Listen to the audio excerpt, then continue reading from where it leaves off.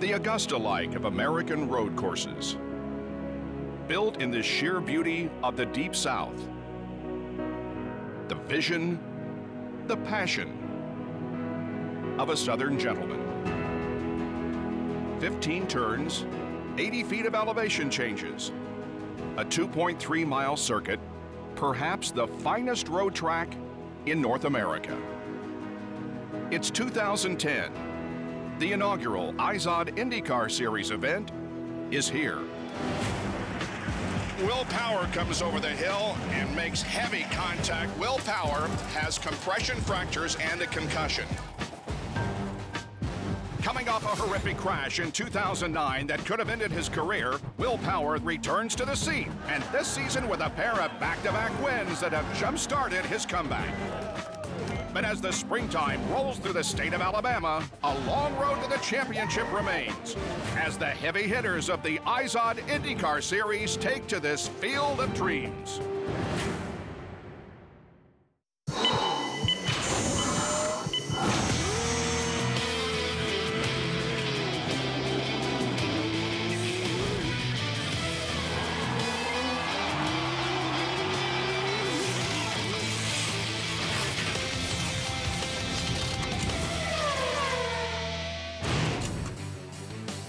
For the first time ever in the state of Alabama, the IZOD IndyCar Series is about to compete on the spectacular and well-manicured Barber Motorsports Park in the Indy Grand Prix of Alabama.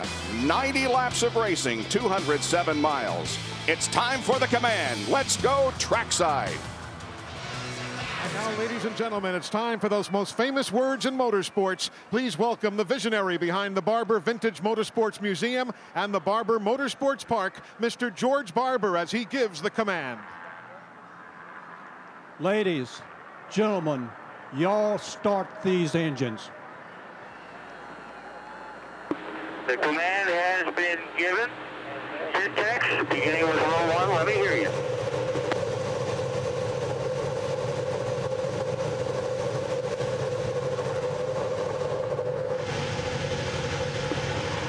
Row 1, hot. Row 2, hot. Row 3, hot. Row 4, hot. Row 5, hot. Row 6, hot. Row 7, hot. Row 8, hot. Row 9, hot. Row 10, hot. Row 11, hot. Row 12, hot. Let's roll, base car, let's roll.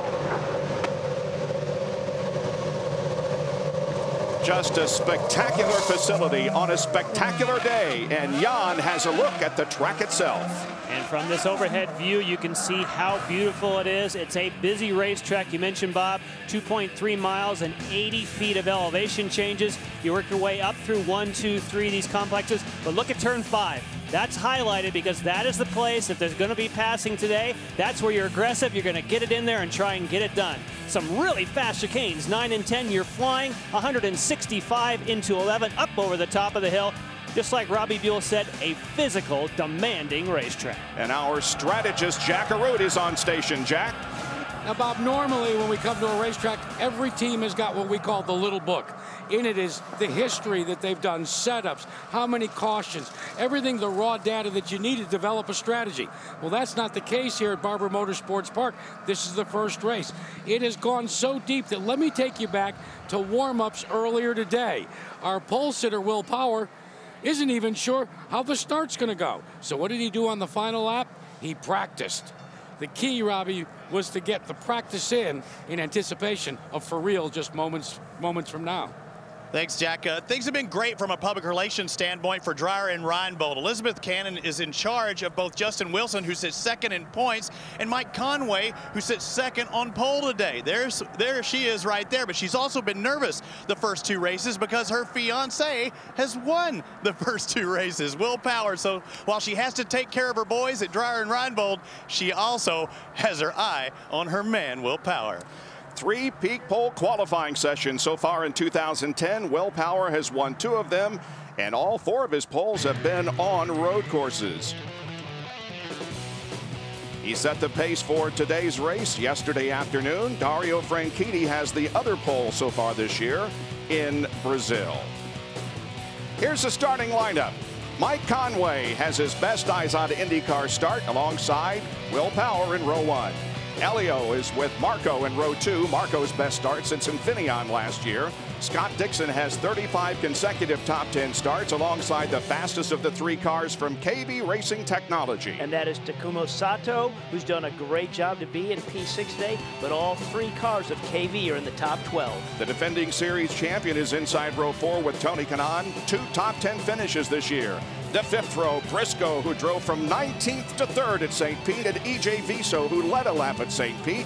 The 6th row includes Wilson and Marias. And Justin Wilson is the highest qualifier. You see them come through here on red sidewall tires. Justin Wilson, the first one today to go with the black sidewall Firestones. And as you look at the rest of the starting field, regardless of who wins today's race, Will Power will retain his points lead. He has that much of a cushion after the first 2 events of the year. Danica Patrick has the 19th starting spot for today's run. Vitor Meira starting his 100th IZOD IndyCar Series event.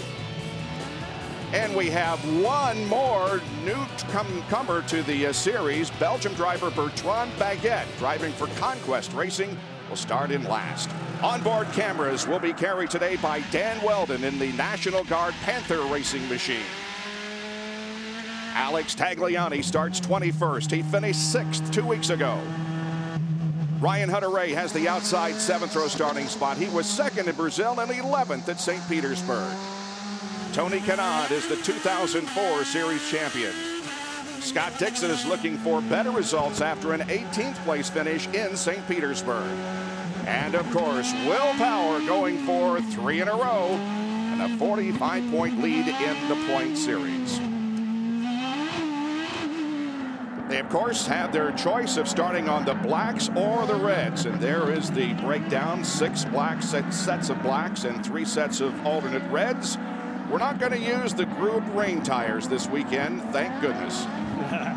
That is certainly a great change, but look, there's no question the front of the field likes those softer, more grip alternate tires. We'll have to see if that strategy for Wilson pays. Great lineup coming to the start. 2 by 2 all the way back.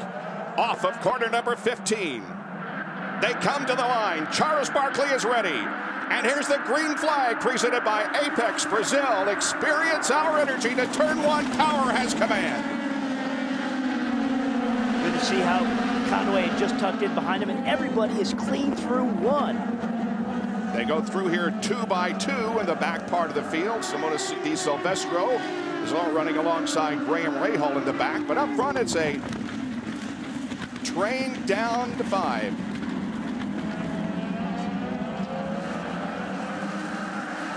Scott Dixon jumped the start. He's going to have to drop back a couple of positions. See some dust kicked up. So we'll watch. Dixon's running in the 3rd spot right now. So when he gets on a straightaway, he's going to have to slow up and give those 2 spots. If not, they're going to bring him down pit road. So he needs to correct that himself. And that's not a judgment call. The rules say that you must cross in your position at the start of a race, unlike a restart. So they just look at that telemetry. That's not a judgment call. Hey, you were out of position. Go back 2 spots. Power through turns 11 and 12 with the rest of the field behind him. There's De Silvestro and Graham Rahal. Mike Conway is only about a car length behind here as they come onto the front stretch for the first time. And Will Power will lead lap 1 with Conway running in 2nd position. And there is Dixon. Yep, there's right Dixon. There. He let the 1 car round. That was a very good spot to do it. He didn't really lose any ground. He just nicely pulled over, got out of throttle. Now he needs to do that same thing for Marco, and then he's good to go, back to racing. Elio Castroneves 3rd. The mental aspect of the driver, though, just going through that Dixon's probably going, no, I know it was a clean start. What are you talking about? But obviously it's communicated. He's all good to go right now. And you want to get that job done early. You don't want to wait to let the people by. You want to get right back after it again and say, okay, my bad. Now I'm getting after it. See if I can take those positions back again. Dixon's teammate, Dario Franchitti, carrying blue colors again this week, was Suave on the side pods this time. Right behind Dario Franchitti is the Lotus sponsored car of Takuma Sato. Beautiful green and yellow colors of Lotus. This is the first racetrack that he got behind the wheel of an Indy car, and he did it on a very, very cold test day. And one of the first things he did was spun off, not having tire warmers like they do in Formula One, and it was a quick education for Takuma Sato. But what was really impressive, Jan, inside of the first 15 laps he ever had this car here, he was well up in the top 10 on the grid. So he adjusted and adapted pretty quickly to what an Indy car can do in the power there. Sato running in 7th position. There's Franchitti in 6th.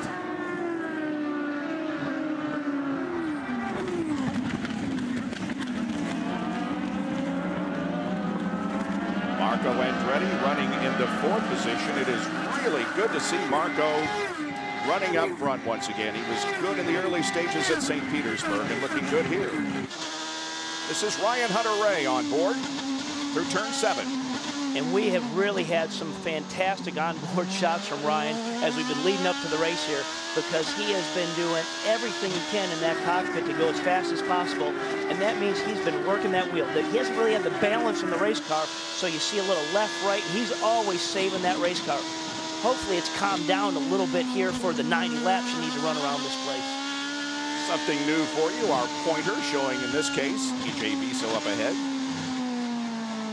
And if you're getting used to identifying cars by helmet colors, you'll have to retrain yourself for Viso. He likes to repaint his helmet, certainly the same paint scheme and number 8 on the car, but we used to always say green helmet, that's Viso. No, he's repainted it, so be careful on that one. Tony Kanaan runs in 8th position. Big elevation right there coming up off of turn 4 across that rise. You can't see what's on the other side, but you're coming across there committed, hard on the gas. Jack? Hey guys, as you watch the 7-Eleven car of Tony Kanaan, keep in mind that there are 20 overtake opportunities on these Honda engines. For Tony Kanaan, he's already used one of them. Now the duration is about 12 seconds, and there's a reset of about 10 seconds. But Kanaan, trying to work his way masterfully through the traffic, has already used one, as has Marco Andretti, and as has Justin Wilson.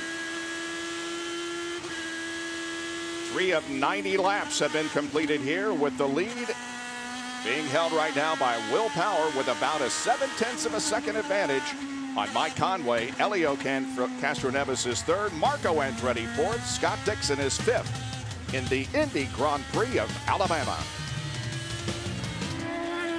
Will Power has now led in his last 5 starts. He has a 1.3 second advantage on 2nd place Mike Conway. There's 2nd place Conway.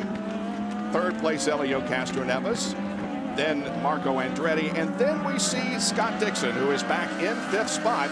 Now remember, at the very start of the race, he was charged with gaining some positions, and he had to give up 2. Here he is coming off of corner number 15. Sure enough, when he crossed the line, that was P4, and that shows up on that timeline. And you can see going up the hill there, you may have caught Justin Wilson. We now know that he used his overtake button on the start and picked up 2 positions on lap 1 on those black sidewall Firestones. But really, when you go back and look at that, he made the pass on Elio, going into 1, and then where that timeline is, because it's, as you said, it's all done electronically.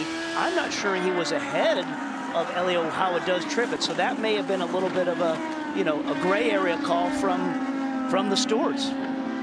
Dario Franchitti is about 7 seconds in 6th position.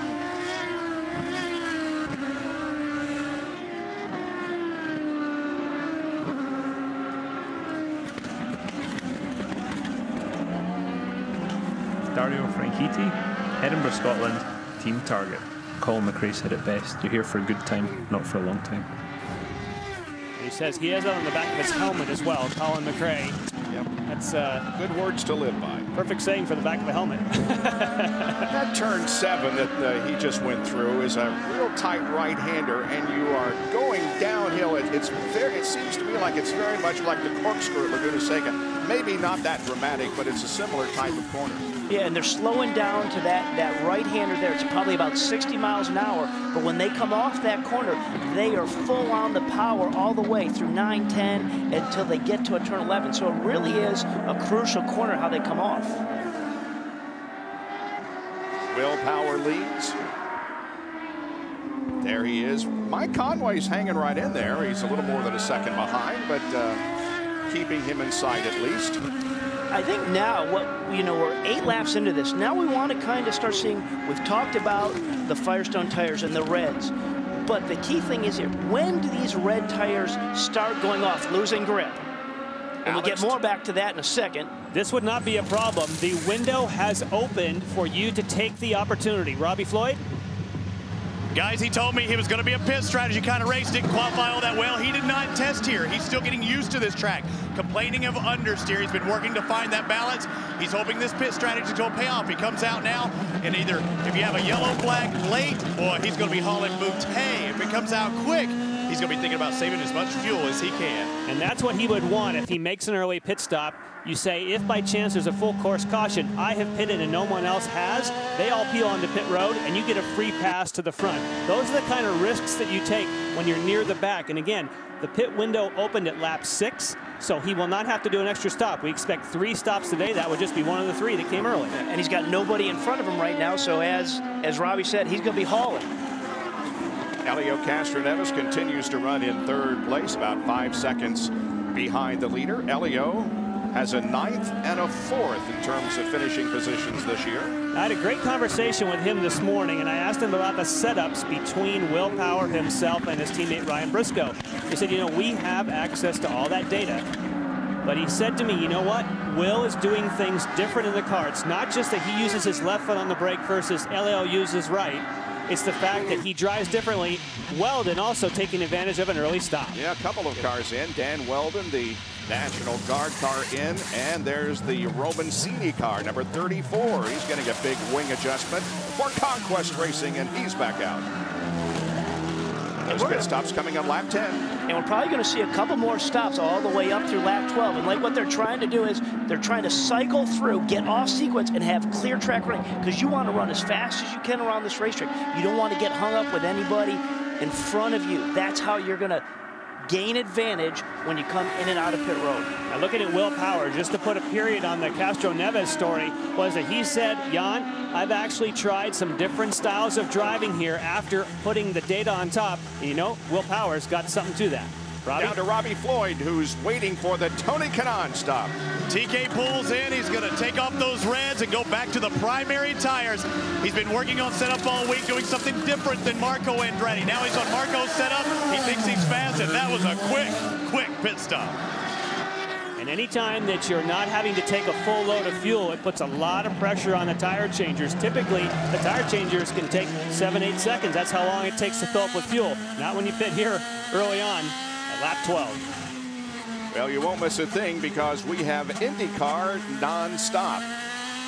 We have completed 10 of 90 laps, and once again, Will Power has a 1.1 second advantage on Conway with Castroneves, Andretti, and Dixon 1 through 5. Well, you saw a non-stop, no spin, no real obvious problem, but the Lotus just stopped on course with Takuma Sato in the cockpit.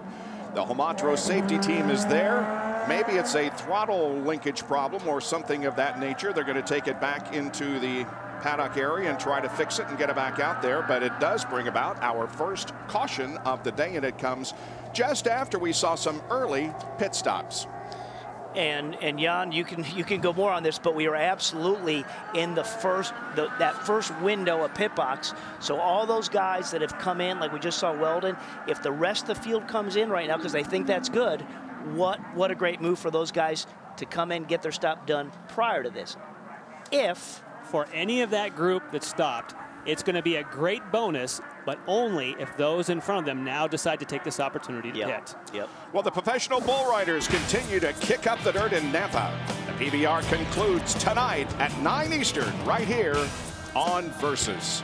And the new CEO of the Indy Racing League, Randy Bernard, of course, came to the professional bull riders, and We'll have an extensive interview with Randy, if not before, certainly at Indianapolis during the month of May, where, of course, we have extensive coverage of qualifying and the pre-race activity. Okay, let's see what happens here. And we see some cars making their stop, including Mike Conway and Will Power. There's Justin Wilson. Now look at this angle. They're coming down pit road, and that's all under green running, if you will, for the pit stop. And they got a tight left-hander with that guardrail there. So Castro Neves stayed out. So did Andretti, Dixon. But these cars are all giving up a lot of spots. Lindy. Will Power pulls in right on his marks like several others. He started on the red alternates. He is taking the black tires now, filling up with fuel. In the first stint, they said, great pace, we're going to push. And does he get out before Mike Conway? Power kept it. Oh, they're still tussling. Oh, no, maybe not. There he goes. What we need to get back to that line. We need to see where the pit out line was with regards to where Conway was and Power, and then that will determine that.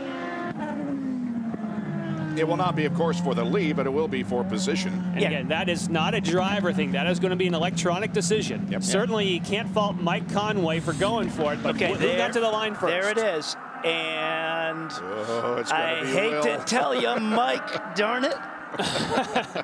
But he raced him out hard. Yeah, just in case. Ooh, look at that. You see the pull out there? Yeah, and a slight delay. And that is the advantage of being at pit out, being the championship point leader. He wasn't quite up to speed, but he got rolling and get across that line. Sato's car being taken behind the wall for repairs. Hopefully he can get back out there. So that's not a good thing. It wasn't just like a little electrical gremlin that they found something they fixed. There's something a little bit more there anytime you pull it back behind the wall. Conway's still ahead of Will. Hasn't apparently been told yet to go back. Now here's something very interesting. Will Power now has not a clear view. There he's going to make the position right, but look ahead. There's a lot of race cars ahead of Will Power because they made a decision to pit. Castro Neves, his teammate, along with Marco Andretti here at Scott Dixon, they've got clear sailing. And I did not. And I think the next thing we need to watch here, guys, and I started talking about is tire management. We've talked about sometimes how you can rarely build up these tires, and I think, Jack, you got more on that right now? Well, actually, we're going to talk a little bit about how important it is to save the tires in a moment. First, I want to take you back to that pit stop between Will Power and the run off of pit road. When you take a look at the pit stop, you notice he's got the #1 stall. It's 40 feet in length, but it's very, very narrow. Now, here comes Conway. Conway is in the high-speed lane. He's at 50 miles an hour. So how did Will Power get by him? It was real simple. He didn't have to launch and get out into the high-speed lane. See, he stayed on the inside, and that gave him the advantage, although his speed at the line was slower than the 24 car. Will Power drops back to 14th position. Conway is now 15th. The leader of the race will be Helio Castroneves with Marco Andretti second. At the top of your screen, you see the rundown. But Dixon, Franchitti, and now Simona De Silvestro shows up in the top 5. Well, so what I was starting to say prior to that is Helio has been out now on the red tires. You know, he's done about 12 hot laps on them. Is there going to be any fall off of those tires? And that, again, remember, that's part of the design that is here with Firestone. These red sidewalls are a softer compound. It's faster, but they don't have the durability. So with not having that durability, they kind of fall off a little bit sooner in terms of their life. Are we going to see that? Well, Robbie, I talked to Tim Cindric about that before the start of the race, and they both felt, he and Helio, that it's worth the gamble at this point. Track position versus the fall off. They said until we get to the first third of the race completed, it's worth staying out in the reds if you can gain some spots. About to go back to green. Indeed we are. They come down into turn number 15. Onto the straightaway, and the Apex Brazil green flag comes out once again for our first restart of the day. Down into turn number 1 they go. Quite an elevation change there from the start-finish line down to turn 1, and then they come uphill just a bit. And look at Marco putting the pressure on Helio. And we saw how aggressive Marco was at the beginning of St. Pete. He's going to set him up. It's a great passing zone. Oh, he's going to do it. Marco takes the lead, or does he?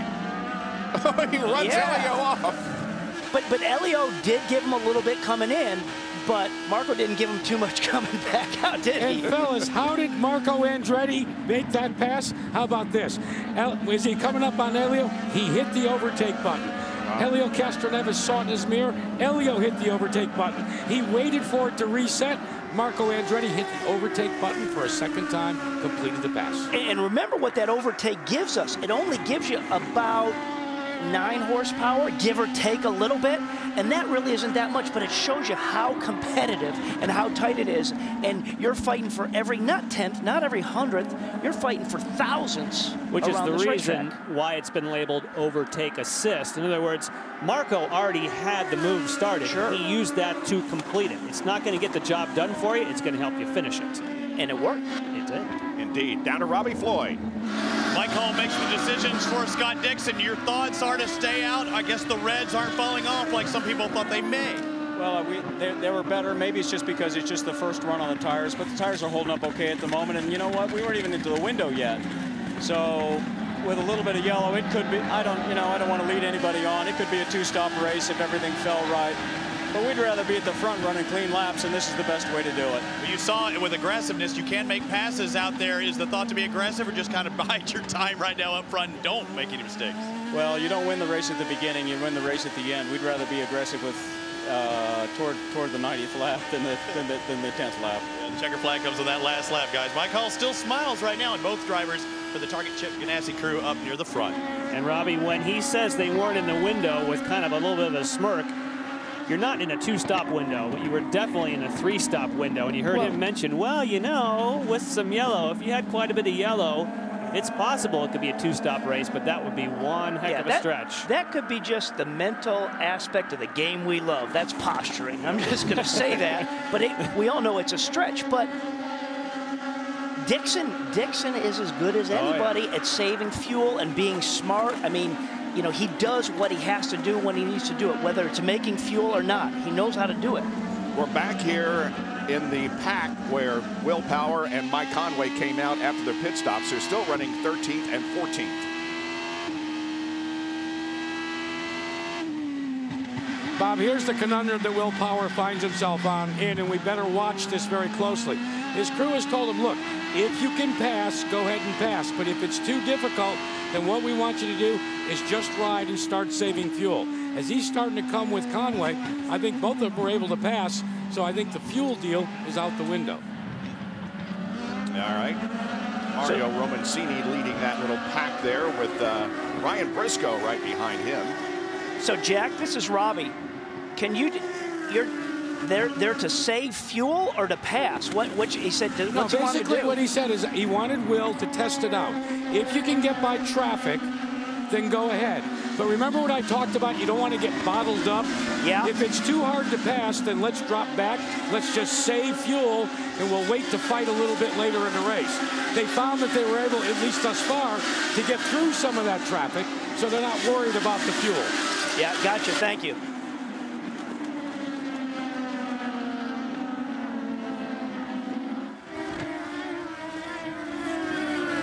18 laps completed, working lap number 19 of 90 at Barber Motorsports Park. Leeds, Alabama. Marco Andretti leads.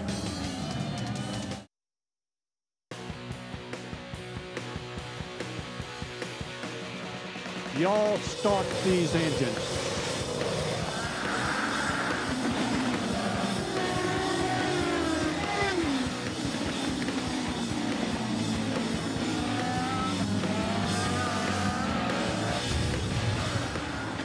Nothing but Southern hospitality expressed to all of us as we arrived at Barber Motorsports Park.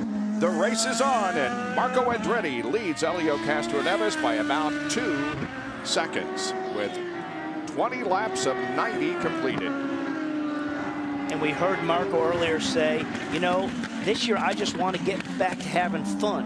And when you're having fun at what you love to do, doesn't it make it all work? Yeah, he said he was trying to clear his name. I thought that was a very interesting way of putting it. I mean, he realizes that he needs better finishes. He needs better results. And he may be having his comeback of the year. And two, part of that, it is what he told me earlier. It's getting back to the basics, not looking for that silver bullet. let's focus on what we know we can do and do it well, not get too creative. He can drive a race car. He's got a great engineer in Tino Belli. Obviously, they're connecting in communication and getting it done. Now, the top 9 have not made pit stops.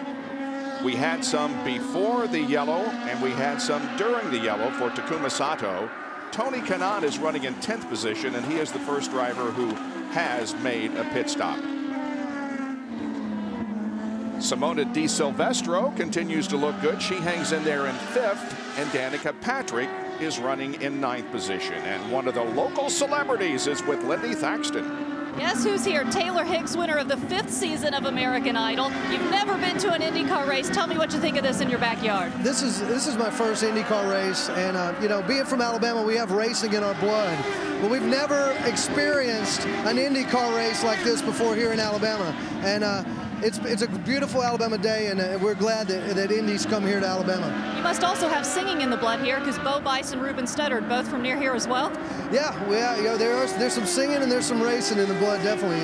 You know, being from this state and having racing such a big part, to have an IndyCar event, you know, it's rocking. Taylor, thanks for your time. Thank you, appreciate it. And of course, guys, you know we have our own reality star here in Helio Castroneves. Of course, yeah, winner of Dancing with the Stars.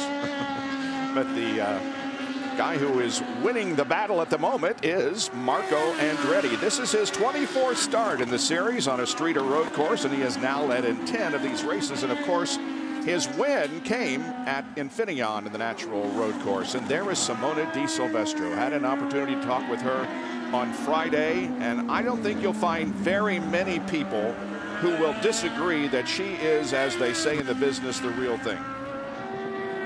No question about that. We saw her visualize and blindfold go over what a lap was, and she hit it to a T.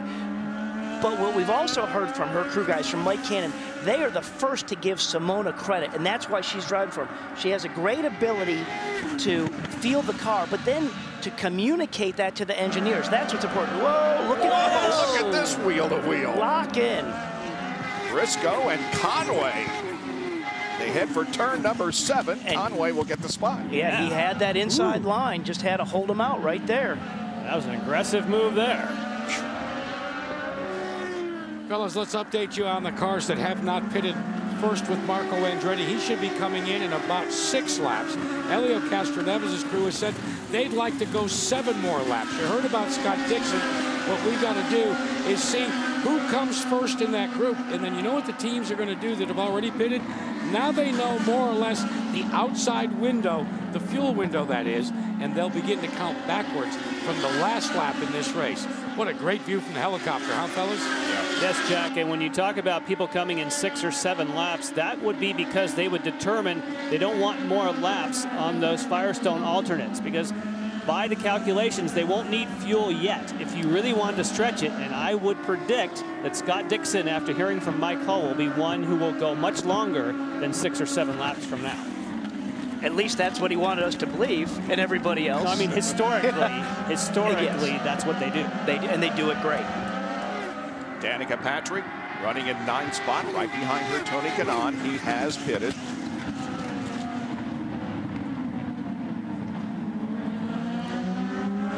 Meanwhile, Marco continues to lead, and his advantage over second place Helio Castroneves is just about 1 second. 1 second advantage for Marco over Helio. Now, we talked a bit earlier about the start and stop because we had those early pit stops.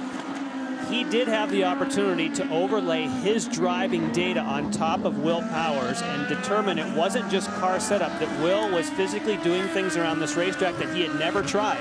And he said that I had to go out there and do things that didn't feel like it's what I should do. After all these years of driving, he said, you know what? Will was right. I had to drop my comfort zone and try stuff, and Will is just doing extra special stuff in his car. Helio Castroneves, São Paulo, Brazil, Team Penske. A common misperception of me, people think that I'm wild. I might play some games with the guy, especially Will Power, joining the full season. So you gotta give the guy, the rookie guy, you know, a little. Now I'm the veteran, so I'm sure we're gonna have a lot of fun. Mr. Wild, Elio Castroneves, second to Marco Andretti. Dixon is third, followed by Franchitti and De Silvestro. Stay with us for more on Versus.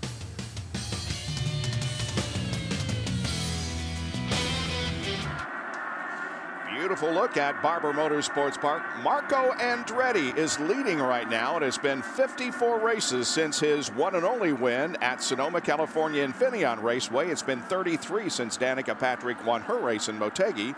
Graham Rahal with a 32 race dry spell. Dan Weldon 28 and Kanaan 27. He last won at Richmond in 2008. We expect Marco Andretti and maybe several others to be making pit stops very, very shortly.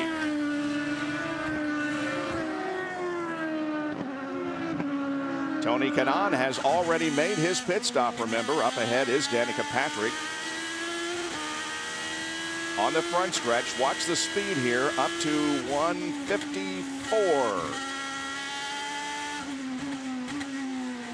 And looking ahead, as we're looking to that, Danica has not made the stop. So when we're riding on board with TK here, if everybody in front there did come in for that pit stop, again, Dixon is the guy we got the question mark on.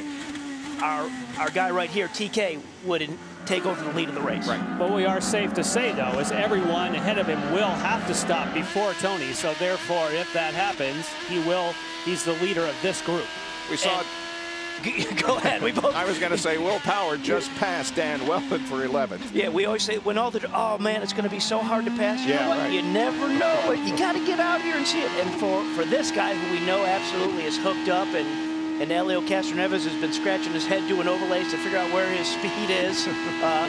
He's got it, and he's getting by, guys. And remember, Conway was right behind him. Yeah. Now he's got those two other cars between him and Conway. Yep. So it just shows you absolutely how quick Power is. Both Weldon and Tagliani between Power and Conway. And there's the classic pass. He picks up the position, and Robbie Floyd, pit activity.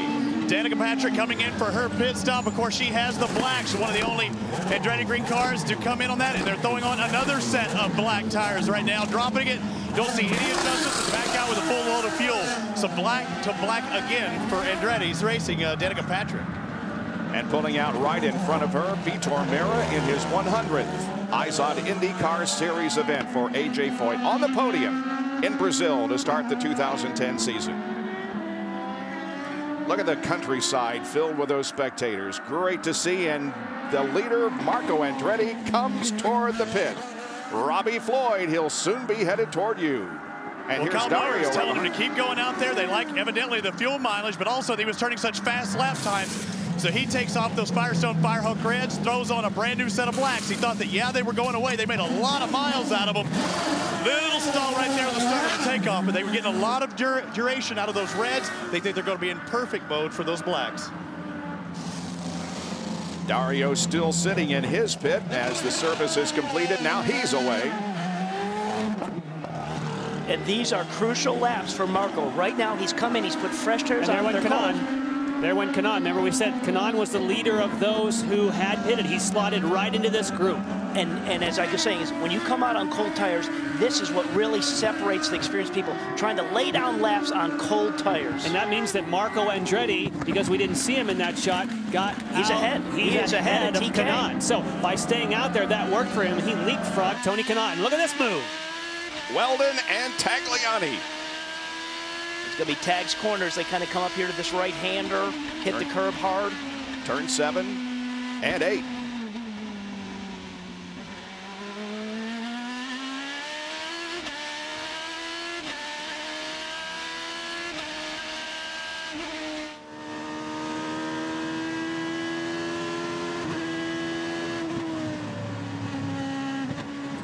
Well, Scott Dixon evidently making great fuel mileage. Lap 30s when he comes in. They make sure they got a full load of fuel in the Firestone Firehawks blacks. No adjustments for Dixon. He's making fuel, and I think they're happy with that. As Ricky Davis, thumbs up.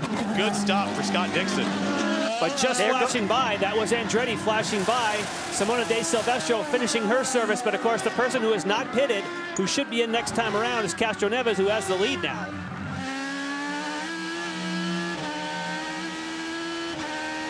And this on board with Scott Dixon, this is where he is absolutely brilliant, is what he can do on the outlap on cold tires, as well as that last couple laps before he comes in for service. If he's got clear running in front of him and he needs to get a little extra time out there, he can do it. Marco followed by Dixon. Then comes Kanan. And Elio will make his first stop. Lindy. Elio said before this race, the fuel window here just seems to be huge. I have no idea what other people are going to be trying. One thing he does know right now, he is happy with his current race car. He is not asking for any changes. Elio started on the red alternate tires. They have taken those off. They are putting on the black primaries, filling up that fuel. There he goes. Watch for Dixon, watch for Andretti. They just flashed by. There's Dixon. So he's going to get second place. Of Dixon, yep. But let's watch how Dixon hounds him as he comes off of 3 and goes across 4 here. He may take a look as they go into turn 5. His tires are up to temperature. Is he going to take a look? Dixon's on the overtake button. Not enough. That's a good bit of driving coming out on cold tires. You can see that wiggle off the back of Castroneves. You leave the pits. It takes a little while to get the tires up to temperature. That was a nice job of defensive driving, keeping Dixon behind. And what it did is Dixon had that momentum, and Elio shut that momentum down right now. And really, that was his opportunity to get past. Now he's just going to have to try and fill his mirrors and get Elio into a mistake if he's going to get by. Mo momentum. Mo momentum. Yeah, that's the deal, man. So it's Andretti, Castroneves, Dixon, Kanan, and Power. Finally, a sports show that talks with you and not at you. The Daily Line. Our host will cover the day's hottest topics and invite you to join the conversation live by calling in, texting, emailing, or tweeting. The Daily Line, weeknights at 6, live only on Versus. And on Versus on this beautiful Sunday afternoon, it's the Eyes on IndyCar Series. And we've already had our first series of pit stops. And if you look at the outlaps there, look who was the quickest, Marco Andretti. You know, I was giving good praise to Scott Dixon that he's masterful at it. But remember, Dixon on his outlap was held up a little bit by Elio. So maybe that could have been faster. But that 3/10, that's a big number. And gaining position the way we cycle in and out of pit road under green conditions. And Jack Arute, we're dealing with a rather narrow pit lane down there. Indeed we are, Bob. In fact, while the pit stalls are 40 feet wide, it's only narrower. The only pit road narrower is Long Beach. Now, I want to show you this pit stop. You see, Danica Patrick is behind Vitor Meira. The speed limit is 50 miles an hour. She's already up to 50. Meira is at only 35 miles an hour, but because he came out directly in front of her, that's a blocking maneuver, kind of like a pick that Butler might have thrown Monday night as they lost the national championship. Those are all the little tricks of the trade that these drivers use to gain a little bit of an advantage. Thank you for mentioning them, Jack, because all of us in Indianapolis, and I think a lot of people around the world, fell in love with the Butler Bulldogs, didn't they? There is Rafa Matos in the number 2 car. He's back in 20th position. And there's Vitor Meira right behind him.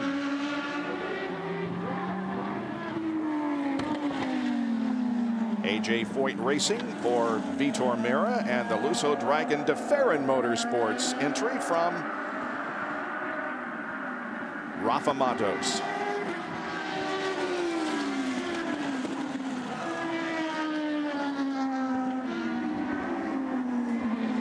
Let's go to Robbie Floyd. Marco Andretti qualifies fourth, making the most of his day. Kyle Moyer, it looks like you're making good fuel, but also he is extremely fast. What's the strategy now? Well, I mean, we need help if we're going to do it on 2 stops. But right now, everybody on the track's sitting on 2 stops. Good thing is we're leading with that strategy. So, you know, we're running as hard as we can, and we've got the car to do that.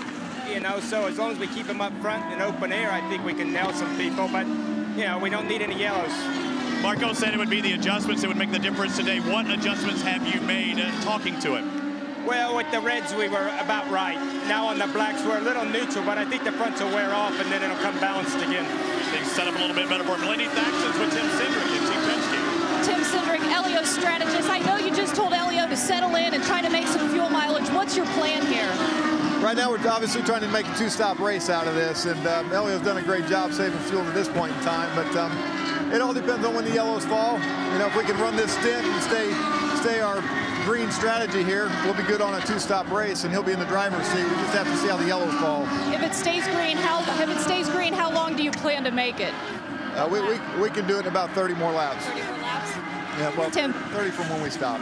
Thank you, Tim. Jack? And remember, Lindy, Helio Castroneves was the last of those guys to stop. So he has a little bit more pad when it comes to choosing that two-stop strategy. Now we're starting to get to the point, guys up in the booth, as Alex Tagliani is going to come in because he's out of sequence. Starting to get to the point where guys like Andretti, guys like Castroneves, and guys like, well, on two-stop strategy, they're going to have to figure out they want to be the first to make their final stop. But if you're Will Power, hey, he's just creaming the competition. Can he do this thing in 3 stops? We shall see. Meanwhile, the crew is ready for Alex Tagliani. He worked up to 7th position, but relinquishes it now to come in for his 2nd pit stop. And after starting 21st, Bob, he's going on 4 black tires. Yeah, tire pressure tells me he's just looking for grip right now. And again, he is off strategy from everybody else. It's here Ryan Hunter-Reay comes into pit lane. Andretti Autosport crew goes to work on that car. Ethanol in, Hunter-Reay out. Now, a follow-up on those 2 strategists on pit road. You had on the one side Kyle Moyer saying at the moment the 2-stop overall strategy, we don't think it's going to work. We have 2 more to make. But you get right down to Tim Cindric saying, well, we think the overall 2-stop strategy, in other words, only stopping 1 more time, is alive. There's definitely some cat and mouse. You would need, in my opinion, quite a bit of yellow for Castroneves' strategy to work to only stop 1 more time. I don't think they're there yet. Robbie, I would have to respectfully disagree with you, Jan, because here's the way I'm breaking it down. Remember, Helio Castroneves went to lap 31. Now, I understand that we had some caution, but we also had those preliminary laps. Now, normally what they figure is that 2 laps under yellow for every lap under green in terms of fuel consumption. It's going to be very, very close, but I think Helio Castroneves can do it because he is pitted. He went 31 laps versus Andretti's 29. Oh, look at this action.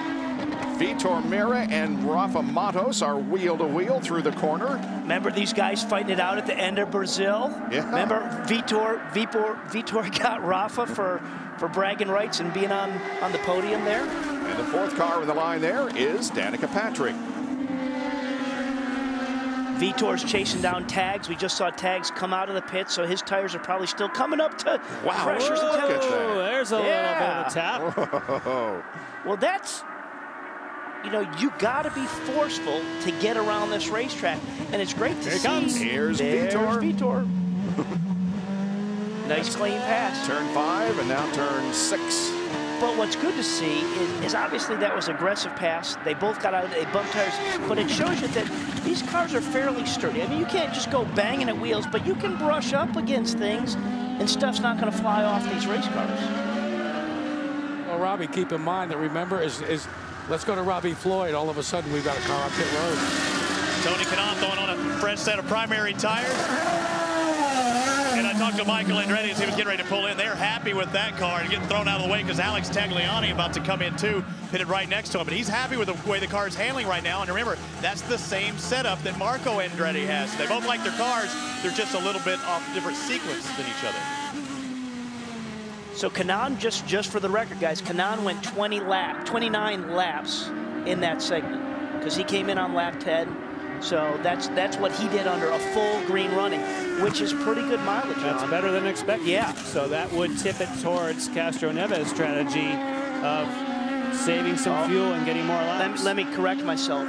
That is under yellow. That's not full green running because remember he came in on lap 10, then it went yellow on 13. So just after he made the pit just stop. after. Yeah. So 29 laps, that does make sense. And speaking of that yellow, Takuma Sato is back on track. 21 laps down, but he is back in the race. So all 25 cars are still running as we have completed 40 of the 90 laps in this Indy Grand Prix of Alabama as the National Guard car of Dan Weldon makes his way toward his pit.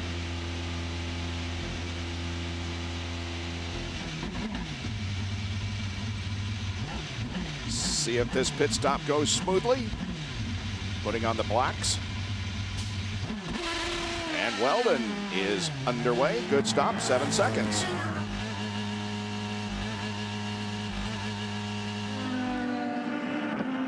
Looked as though Will Power's crew was set up for him. And Conway's as well, because Conway's box was right there in front of Weldon. Saw those guys set up.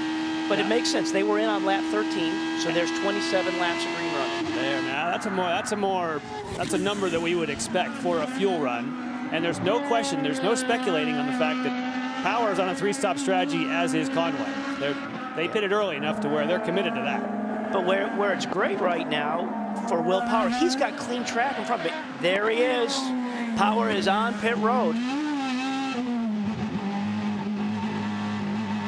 Melcaduno pulling out. Will Power purposefully coming in 2 laps behind Tony Kanaan. His strategist Clive Howell told him in his ear, go like heck, pretty much in those words, guys, to make up time since Tony will be out of the way. He came in on black tires. They are putting fresh tires on, loading up in fuel. He's just about down, and he's out. The 24 car is in as well. Conway service completed. And they go with a different strategy. They decide to go at this stage of the race with the Reds, as does Briscoe. Now remember, you have to use the Reds. You can use them a minimum of 2 laps, but you have to use them. Now, did you notice on Conway's car? Woo, look at him. Just, wow. He says, I got to take that position away from you, Vitor. But that's the kind of driving you have to do so you don't lose that position, because it is so difficult to get by. Vitor going to look on the inside. Not close enough. Nope. Welcome back to Barber Motorsports Park in Birmingham, or as Charles Barkley wants us to say, Leeds, Alabama. We're on board with number 37, Ryan Hunter-Reay, who's running 17th. That, of course, is Danica just ahead. And we've seen some great battles back in the field. It was Rafa Matos earlier. That was what you said, 20th spot. And even when you're back, which doesn't sound like you're in it, there's some really hard driving going on. Well, because you just never know where it's going to cycle through at the end of this, through pit stops and all that. But as tight and as competitive, you can't hold back at any time. E.J. Viso is right behind Ryan Hunter-Reay. And he closed fast. So Hunter-Reay is not able to keep his speed up, and E.J. Viso says, I have you in my sights.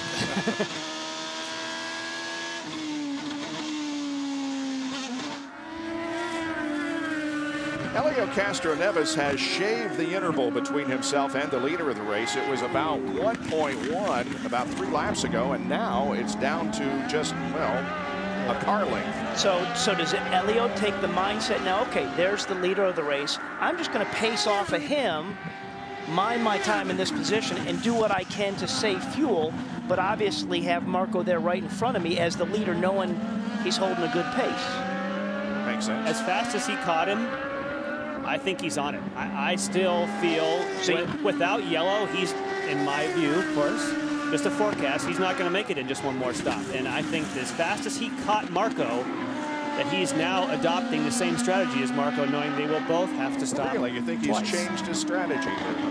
And you know what, guys? Did you see that overtake number? Marco Andretti is using the overtakes, and in some cases, it's for an offensive advantage. In the case of Helio Castroneves, he's used one of them to try and hold Helio at bay. Helio still has 18 in the overtake in terms of Marco Andretti. He's down to 15. So it's kind of interesting from my perspective.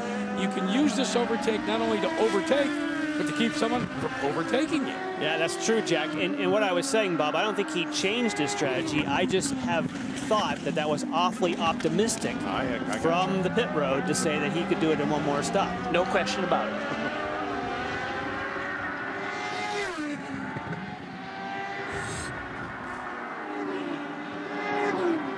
What's this little move here by Dan Weldon? Oh, that's a Duno sandwich there. Yeah, Tagliani on the inside. Weldon on the outside, and along comes Rafa Matos also. You don't see somebody take a left-hand corner by passing on the right-hand side of another competitor too often like that.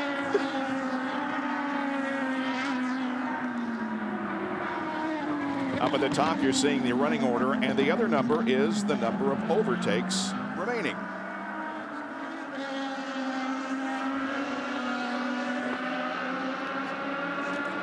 And we have reached the halfway point of this event. So this is really a good visual of these long sweeping corners. Look at this, 2 and 3. They're in the corner. They're in the corner. This is where you're pulling these high G's, and it really is a physical racetrack. And now you're up through the gearbox all the way 150 miles an hour to turn 5. Wow, more look at cars. this.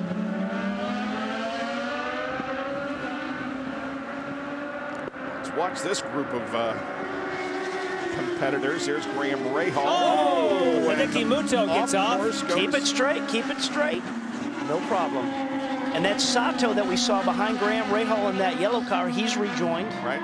So they fixed that problem. Unfortunately, 22 laps down, but you can learn a lot. Yeah.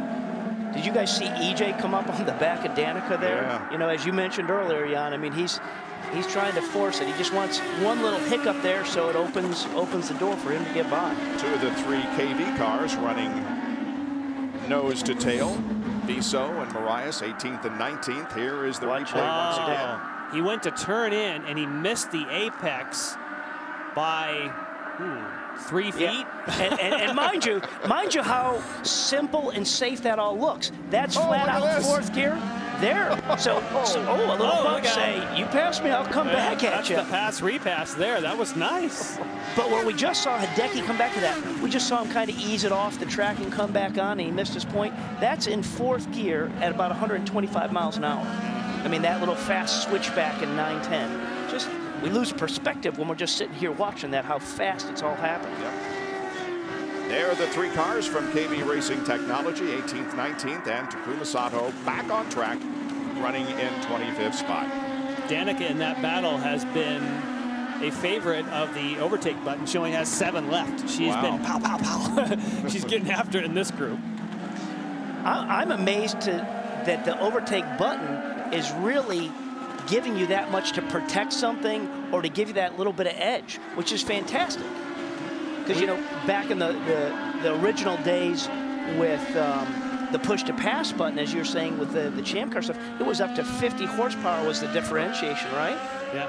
Now with this 9, this series is so close together. A 9 horsepower and a little extra RPM is working here, even on these shorter straightaways. Yeah, we didn't think that. Simona De Silvestro is in 5th spot, about 27 seconds behind the leader, but having a very good run here on this course. She's finished 16th in the first 2 races of 2010 at Brazil and in St. Petersburg, but she has run very well. And we saw her lead in Brazil, and she was running very strong in St. Pete, but got spun out there in turn 1.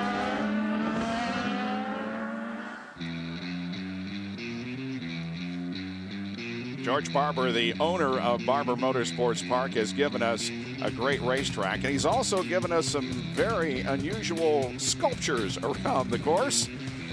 There's the man drowning in the wheel, but the fans have turned out in large numbers for this inaugural event here at Barber Motorsports Park, one that I hope we will return to time and time again. All right, let's check on some of our up front people. Here's Will Power, who is currently in 6th position, and he has the IZOD fastest lap of the race to this point. You also notice the stat there, 60% or 66% of the lap is over 1G. Now, the definition of 1G would be if you had a hot street car with great tires, you might be able to get 1G on a skid pad.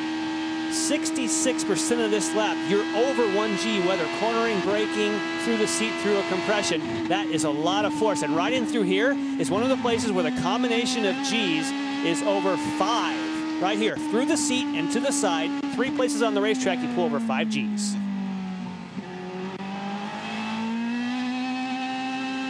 Boy, he looks very settled in that cockpit. He is, you know, just relative to how we've seen other guys really fight the wheel.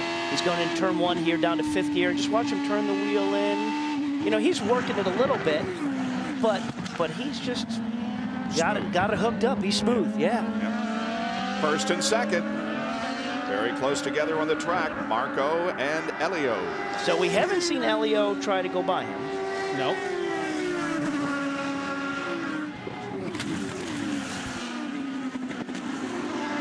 And Michael Cannon talking to her right now, and I'll tell you a little bit about what they're talking about. It's fuel strategy. Michael, I know you just got through talking to Simona. It's a fuel strategy game for you right now, isn't it? It is very much so. I mean, we're going to try and do it in 2. We're still 2 laps short. We need a little bit of yellow. I've never heard anybody talk quite so eloquently, I can't even get it out, as a rookie that she is. It's amazing how she communicates. That's our ace in the hole. She's remarkably good for a rookie. That's what's seen us do as well as we have this early on in her career. She's a rookie in the IndyCar series, but she almost won a championship in Formula BMW as well as the Atlantic series there. So she's no rookie to racing, and it's showing it today. Great communication between this team. After all, she does know 5 different languages. Yeah, all right. Well, let's look at this here. Is Elio going to make a move? Yeah, look to the inside, but couldn't. But the one thing he can do when he really is that able to stay behind Marco, he can save fuel, use that draft. You know, he can ease back off the throttle and just pace off of that. So since Elio is the only one car that went 31 laps on their first conditions, we just heard from Mike Cannon and Simona, she did 30. So no one's done as many as that guy right there, Elio number 3. So if somebody could pull off that whole idea of just a 2-stop strategy, he'd be the one. Yes. I think. But Michael Cannon said, as we both believe, that he needs help. I still think Elio needs help. You know what I love about you, Jan? I don't give up. You make a commitment and you stick with it. That's right. Yeah. Well, that's the word that every driver's used around this track is commitment. If you want to be fast and good around here, you need commitment. Jan's just taking it from a different perspective up here in the booth. Well, you don't want to waffle, like you said. You gotta make your picks.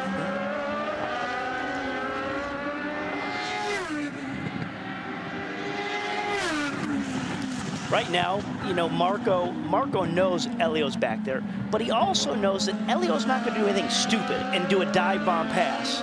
You know, if Elio's going to do something, he's going to do it clean, or Marco's going to really sense that Marco's made a mistake, and he'll say, oh, I messed that up. I better just give that to Elio, and I'll get back behind him.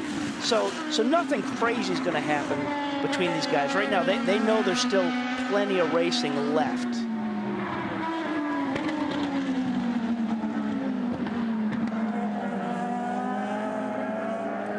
And we're thinking Marco is probably about 4 laps away from being in.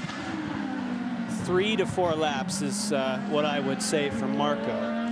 Justin Wilson has just made the fastest lap of the race. He is currently in 10th position, showing the charter on the side pods this weekend for Dreyer and Reinbold Racing. Running in 10th position, he just passed Alex Lloyd to go into the top 10.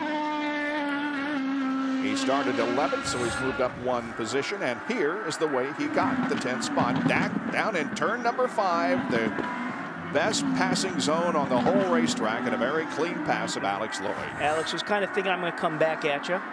But that's good to see with Justin. He's on the red sidewalls, and, you know, what we saw from him when they went to the red sidewalls just in the qualifying, he kind of lost the balance of the race car a little bit and a little bit of speed. But right now, he must like what he's getting from those tires, setting the fastest lap. And Marco Andretti currently leads the Indy Grand Prix of Alabama, presented by Legacy Credit Union.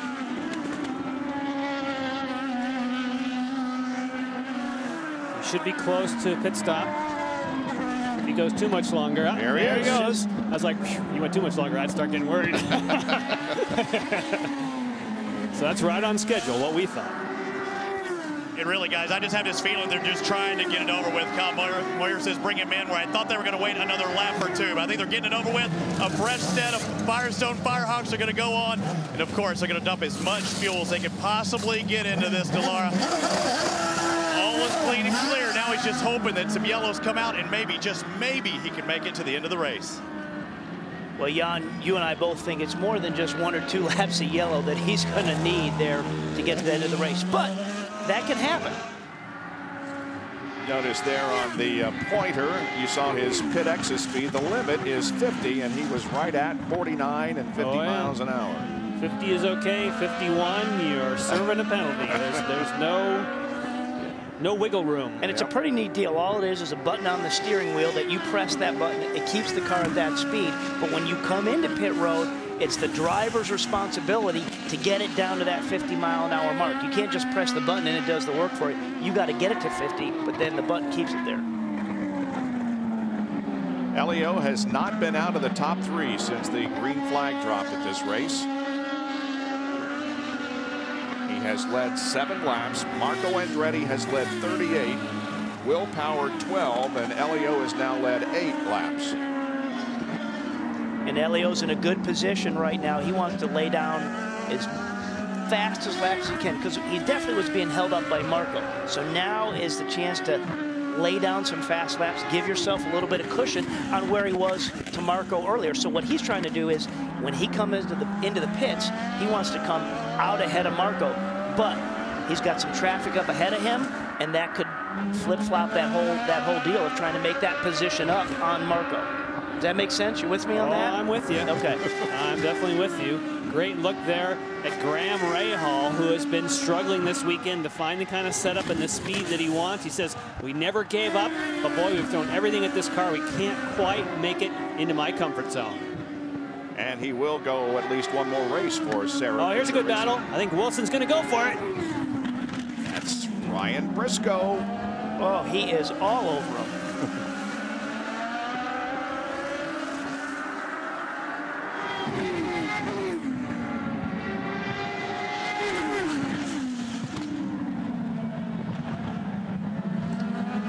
Conway. Yep. And De Silvestro. Ooh, look at that. A little bit of kind of fisticuffs, if you will, a little bit with Kanaan and Conway. Oh, another sandwich. Gosh. And Viso has spun, but we'll keep going. Back underway. That's in turn 5. But boy, that's a quick split. 130 miles an hour. They did that with Milcaduno, Conway, and Kanaan. Woo! Elio completes another pit stop, Dario completes a pit stop. Which should put him a lap or 2 short. Yep. So again, we focus back on Castro Neves. He needs to go another lap or 2 for that strategy to work. If he can make that's exactly what they're trying to coax out of Elio Castro Neves right now. They also told him that at this point in time, what he needs to do is use the overtake button if it can gain him some advantage over Scott Dixon. The magic number for them is 60. To be comfortable, they'd like to come in on 61. Well, if he can do it. And isn't that interesting? I'm saying, hey, he's got to go as fast as he can and use the overtake button just to where he cycles out with Marco. But also, you got to save fuel. You got to get to lap 61. Rafael Matos made a pit stop, and here is Scott Dixon making a pit stop. And the target Chip Ganassi driver goes back out there. That's Andretti coming down the front stretch. We'll get that position on Dixon. Pretty good gap there.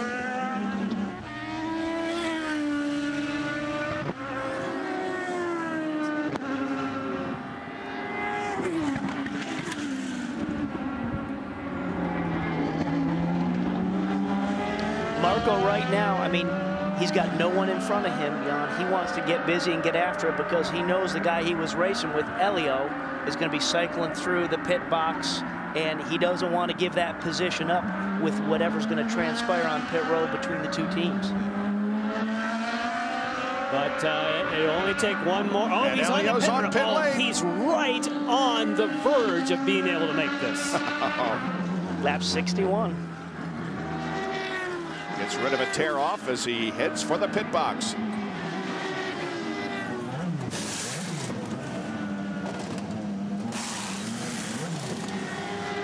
Yeah, for a couple laps, they've been telling Elio, as soon as you hit traffic, get in here.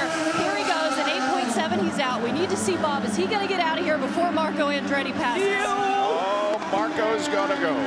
So, but there's two different strategies at play in that Marco most likely will have to stop without yellow, and now it does appear as though they were telling us the truth that they are trying to make that the last stop for Castro Neves. And there's Briscoe. Ryan Briscoe is on pit lane. Third member of Team Penske. He switches from reds to blacks. And new ones. And away he goes.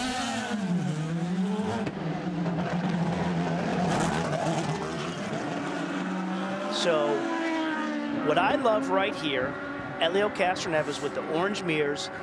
He's back out behind Marco, so he can pace off of Marco. Here are the two DNR guys working together. That makes you a bit nervous, huh?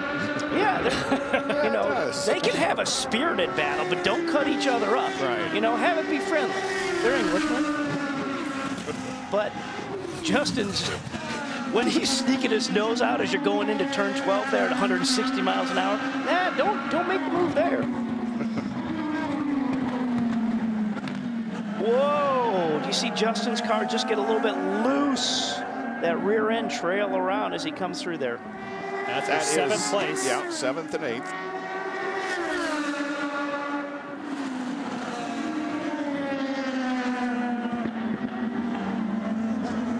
Conway started on the front row. Yeah, and now the best place to pass is coming right up here. Yep, over 4. There's the crest. Set him up, and Mike's protecting it a little bit. Yep, it's gonna get it. In highlighted in green, he used the overtake. You just saw it go down to 11 from 12. That was spirited. Spirited. Yep, exactly what you wanted, Robbie. Now, good job. Wilson to 7th position. Andretti leads this race here at Barber Motorsports Park. Stay with us for more in a moment. Will Power relinquished 4th position just a few minutes ago to make this pit stop. It was very clean, very fast. Will back out there in good shape, but he did drop down to 8th position. So as we enter the final few laps of this race, Will Power right now, after his final pit stop, is in 8th position. Here are the top 5 with 64 laps completed. Marco Andretti, Helio Castroneves. Scott Dixon is 3rd, Dario Franchitti 4th, and Tony Kanaan 5th. Indy Grand Prix of Alabama on Versus is brought to you by IZOD, the official apparel sponsor of the IZOD IndyCar Series, available at Macy's. And by Honda, the engine supplier for the IZOD IndyCar Series. A couple of laps ago, Milka Duno had an off-track excursion. Let's take a look at it here. Yeah, missed the corner, went into the grass. Now, Kyle Moyer, who calls the race for Marco Andretti, they need a caution.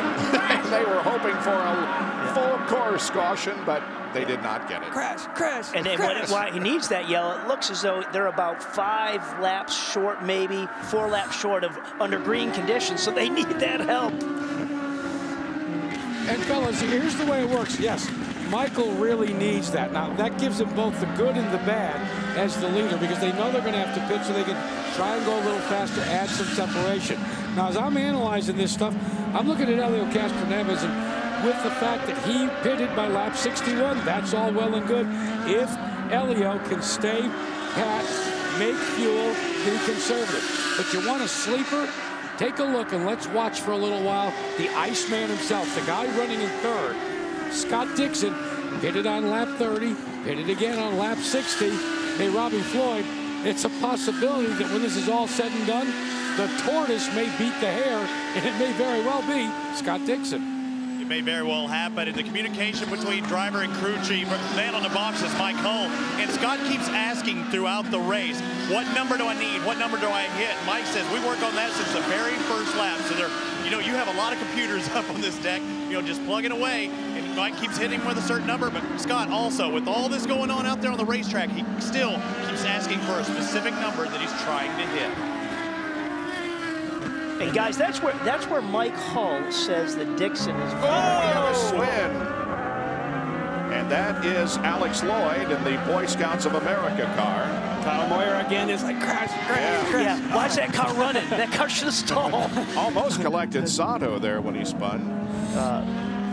Take a look at it once again. Ooh, Little bump. Danica Howie bumped into the side of Lloyd, and watch Sato. Ooh, brakes. Yeah, nice. Like we said there's some beef to these cars. You know, Danica got her wheel right in there and just kind of pushed Alex over the side. Danica's running 16th, by the way. So Kyle almost got the full course caution, but nope, we remain green. Hey, fellas, remember we were talking about the beef on these cars? You got to remember, when they were first designed, this was a predominantly oval series. And you guys have driven these cars, driven Indy cars. You know when you run on ovals, they've got to be, well, not fat, but they got to be big boned, right? Well, now when we've transitioned over to some of the road courses, they're not as fragile as some of their cousins that were designed originally just for road courses and then kind of evolved into street course and road course racing. Andretti Autosport with 4 cars this year. Andretti is the best, and Danica Patrick is back in the 16th position. So Marco Andretti continues to lead, but by just a scant margin over Helio Castroneves, who we think will be able to go to the rest of the way without a fuel stop. Stay with us. Welcome back to our live coverage of the Indy Grand Prix of Alabama from Barber Motorsports Park. On Versus, the leader is Marco Andretti right there in 26. Right behind him, the second place car of Helio Castroneves. Dixon is third, then Franchitti and Will Power, who is going for his 3rd win of the in a row. However, he has not led since quite a few laps ago. He led a total of 12 laps. Marco Andretti has been, for the most part, the man up front. 19 laps to go on this 2.3-mile course.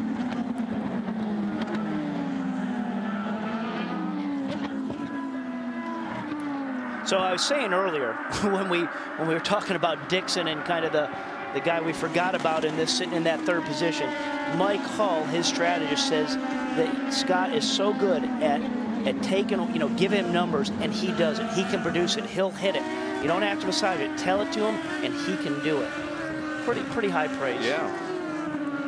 The last race of 2009 at Homestead Miami Speedway, we ran without a caution, and we've only had 1 caution here in our first race on U.S. soil in 2010. And so the race is moving along very, very quickly.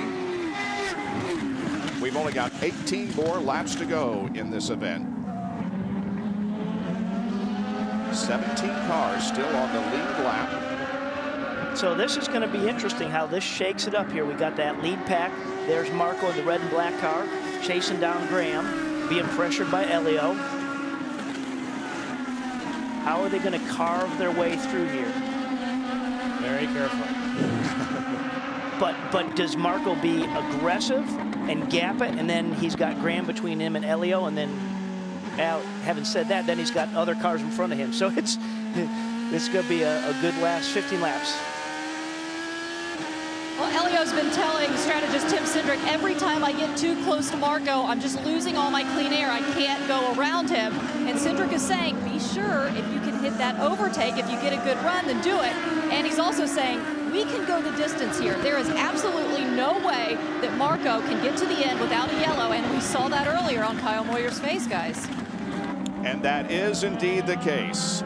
He will not have to make a pit stop if we stay green. If is a big word right now. You won't miss a thing in IndyCar nonstop on Versus.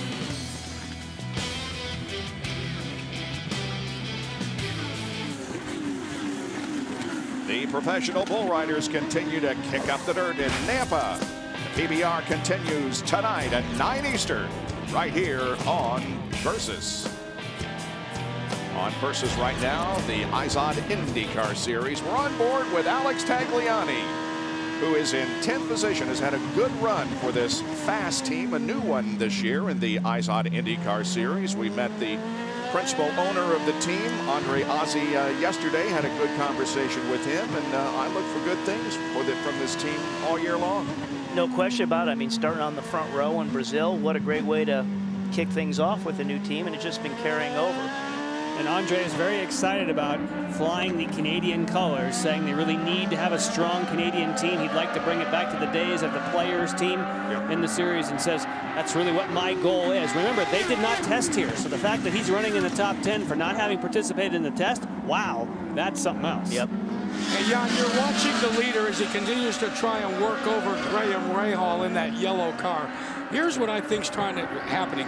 Marco has accepted the fact that he has got to make another pit stop. And it's going to be a time stop just for fuel. What he's trying to do, as you guys were alluding to, is put some of those slower cars between himself and Helio Castroneves. And, you know, it's really going to be interesting. If he doesn't do it pretty soon, he's going to run out of overtakes. Look at Marco has begun to use these overtakes, and the ratio is 14 for Castroneves. He hasn't used any lately.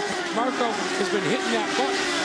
What does he want to do? He's only got a half-second lead over Helio. He can get by these cars. Maybe it could be a 1 or a 2-second lead, and then maybe the splash and go would get him really, really close. This is a nail-biter. And maybe strategies. You know, Jack, when we're watching, it doesn't look like Marco's really gotten close enough to Graham to really make a good, clean pass. And maybe it's the same thing we just heard by Helio. Anytime he gets closer to the back end of that car, it just starts washing out. So he's really struggling to get close enough to make that opportunity to pounce and have a good pass. As you guys know, all the drivers talked about how great this racetrack was, but you had a lot of side drift. You had a lot of, not wheel spin, but that's why you've got all those G-forces that you're involved in all the time. So what even Helio said to me yesterday, he says it's a fun racetrack to drive, but you are right on the edge all the time. Fitness is also going to play at this stage of the race when you've had this much green and you're getting towards the end. This is a racetrack, Robbie, as you said early, can wear you out, and there could be a few people who start getting, as we say, falling out of the seat somewhat, losing some concentration. Because you start breaking down physically, and that hurts you in the mental game. Excellent point with all the green running, because I didn't anticipate this much green running. I would have thought we would have had another car off in the pea gravel somewhere. Me too. Prior to you know, having 13 laps to go in this. Been a very, very clean race, as I said. Only excellent race. One caution, yeah, that was for a stalled car. And it's worth reviewing that of the people that are up front, we assume that Andretti, who is obviously leading, Franchitti is touch and go in 4th place. In 5th, Power is good to go. So there is still a very likely shifting of the top 5 before this thing is Dixon. over. Don't forget Dixon as well. Yes, Dixon, I believe, should be able to hang with Castroneves just by his history in making fuel. Battle for 8th position. We're on board with Tony Kanaan looking back on Justin Wilson. Mentioned a few minutes ago, this was our first telecast on U.S. soil. It is, of course, the second race on U.S. soil for the IZOD IndyCar Series, with our buddies at ESPN on ABC having coverage of the St. Petersburg Grand Prix. Do you not just love looking out the back of that? When we were looking earlier back out of Turf 5, you look back at Justin Wilson just trying to put power down. The rear of the car is just kind of squirming in 2nd gear coming off there. We've seen that with everybody. That's not just Justin. That's every one of these guys are working their tail off to get that power down. Every time we've had a camera shot looking backwards like this. Still don't feel like I'm on the roller coaster elevation ride that's really out there when I'm on board. I know. It's not. You just can't get the feeling, yeah. of how blind some of the stuff is, and really what the elevation change is.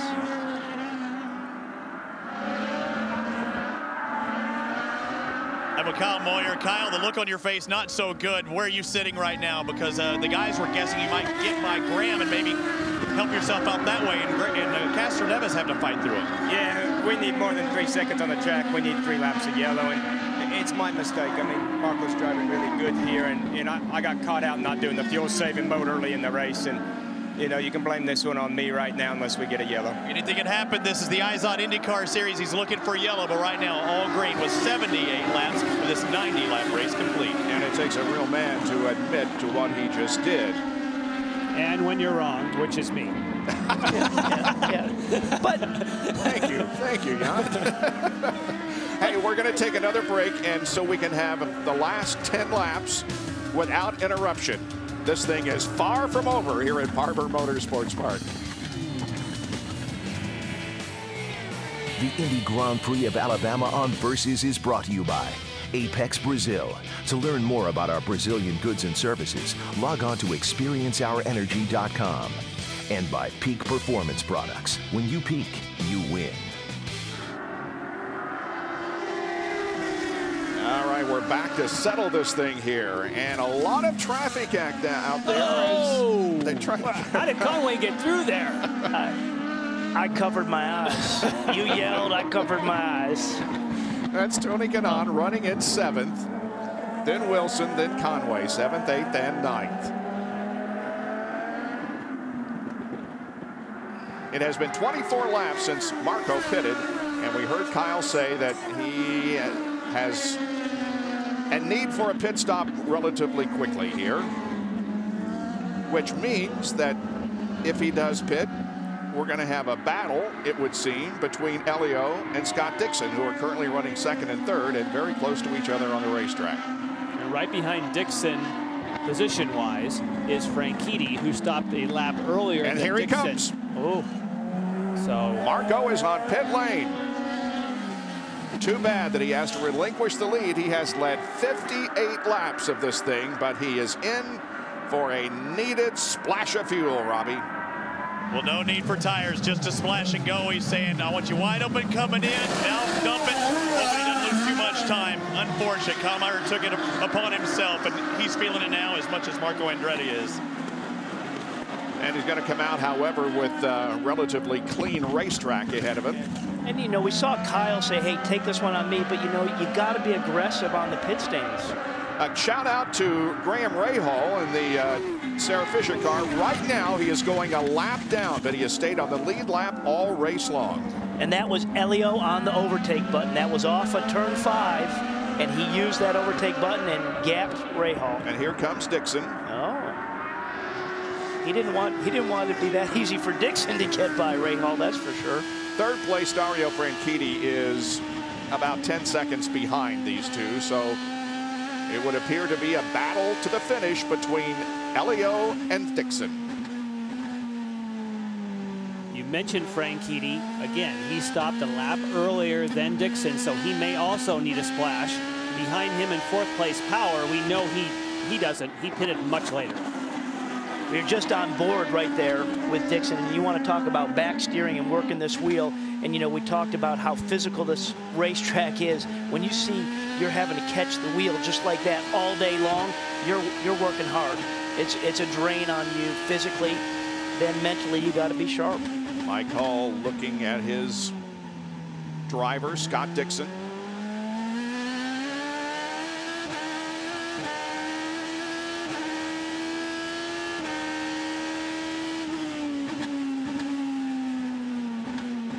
Rafa Matos up front.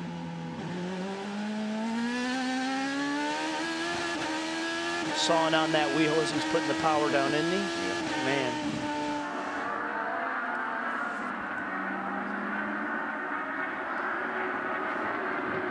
Typically, when you're letting cars come through, when you're a lapped car, you want to try to treat everyone equally. So if you let the car like Castroneves ahead fairly easily, you want to try to give that opportunity so that you're not impeding. So Matos here will certainly want to try to be consistent in how he's letting these front guys go through. Because what goes around comes around. Justin Wilson moves up to 7th position. Tony back to 8th. There you go. And right there in turn number 5 is where the pass occurred. Nice and clean. Wilson, Kanaan, and Conway, 7th, 8th, and 9th. And some battling going on here. Oh, you saw that Dixon did get by Rafa Matos. So now there are no cars between he and Castroneves, but he definitely lost time. And in order to do that, Scott Dixon used one of those overtakes because he saw what happened there. Needs to make some time. We understand that race control asked for a courtesy from Rafa Matos, which was quickly given. All 3 of the Penske cars are in the top 6. Verizon Team Penske with Will Power is 4th. Briscoe and Castro Neves are 6th and 1st, respectively. And Danica Patrick pulls in for a hair pit stop. I was here just a moment ago that Scott Dixon was not happy at all with Rafael Montos, and evidently the officials had something to say about that. But Mike Hull again said, Scott, just worry about Elio, trying to calm him down. So I guess just fuel strategy is not everything that they're concerned about. I think Scott still wants to win this thing, Jack. And De Silvestro may have stalled here to the point of causing a caution. Full course caution. She needs to take lessons from Jan Beekes as to how to get the thing in reverse and keep the car running, first of all. Still only a local yellow.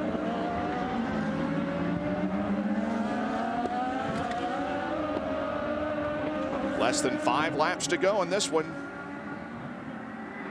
And the interval is opened up between 1st and 2nd. Here's the replay from Dan Weldon's car. Full course caution. On the brakes in, rotated around. Well, with this being full course yellow now, that helps Franchitti. It helps Franchitti, but it also brings Dixon right on the back of Elio, and he's got no issues. We were kind of saying, hey, Dixon was going to have to really conserve it, but that all goes away. And the other guy who we know is really the fastest guy around here is Will Power, sitting back there in that 4th spot. And what would the mindset be of Marco Andretti, who has led the most number of laps and is 5th and isn't going to be too far behind either? Let me take you all back to the start at St. Petersburg. Remember Marco Andretti carving himself like a hot knife through butter on the drop of the green flag? He has 8 overtakes left. He now has the fuel that he needs. Everybody else in front of him now can breathe a sigh of relief. But this kid right now is sitting there saying, let's go back to green, and I'm going to get me some spots. Yep. This is going to be a great finish. Helio Castroneves last won at Texas last year, 14 races ago. You know, and a good call for Marco to come in and realize early on, they said, hey, we got to come in for fuel. I mean, if they would have waited and this yellow came out and they did it under this yellow, then they would have probably just cycled to the back anyhow. So really how they did play that out, Kyle saying, you know what, we don't have enough fuel. Kyle Moya, that is, come in now, let's get you back out, just a quick fuel splash and go, and off you go. There are going to be some lap cars that are between Andretti and the front of the field besides the 4 ahead of him in the scoring.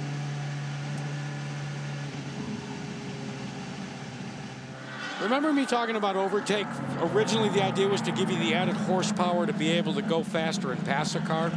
Now, if you're Castroneves, you start to look at the 10 overtakes that you have left as a defensive maneuver. Yep. If you're Scott Dixon, I think, and you see Will Power in your mirror and Marco Andretti, you do likewise. So I think this is going to be interesting. I'm going to really monitor these overtakes right now and see where and how they're used once we go back to green.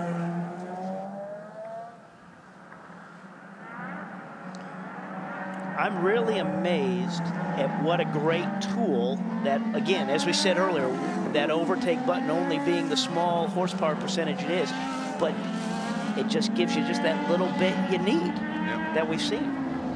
Okay, guys, how about some predictions here? Jan? Castroneves, I think, has had everything go his way, and unless Scott Dixon has been really saving something that we haven't seen yet, I think that under these circumstances, Castroneves can drive away. Shorty? Well, thank you.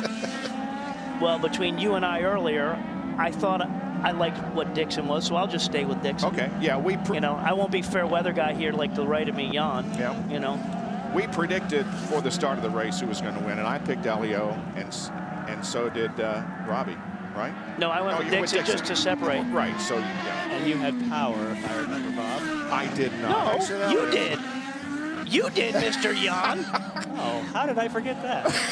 Yeah, right. Oh, dear. Medics, yeah. Come on in. We're going to have a talk with him. He said that with such a straight face, too. Oh, it really concerned me. It caused me to think a minute there. Okay. Well, the pace car's pulling off. Hey, okay. We're ready to go back to racing. Jack, watch those overtake hits. You got it. Just 2 laps to go when they hit the line.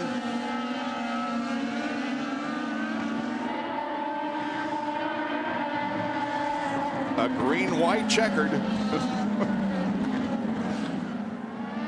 Here they come off corner 15.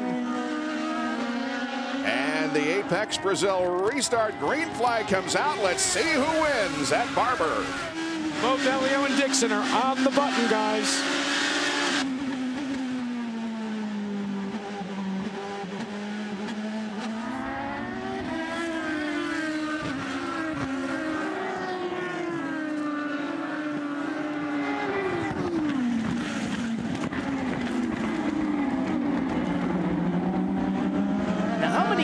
We got, I'm trying to pick up power back here in this queue. We know there's some other lap cars there. Just trying to ID him. Hey, Dixon's back on the button again. He's down to 14. Helio Castroneves sees in the rearview mirror. He hits the button again. Offense met with defense.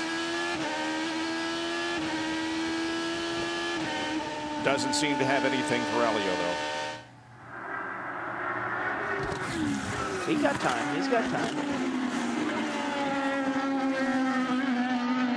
But you sure would be like to be right up on his gearbox, just letting you know I am gonna pounce when I can set it up just perfect.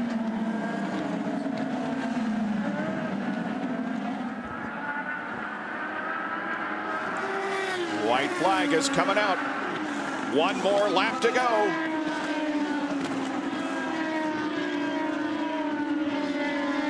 There's Dario back in 3rd position, and Will Power right behind him. That's the podium spot right there. This is, I think, the battle, and he can do it. It's going to play out.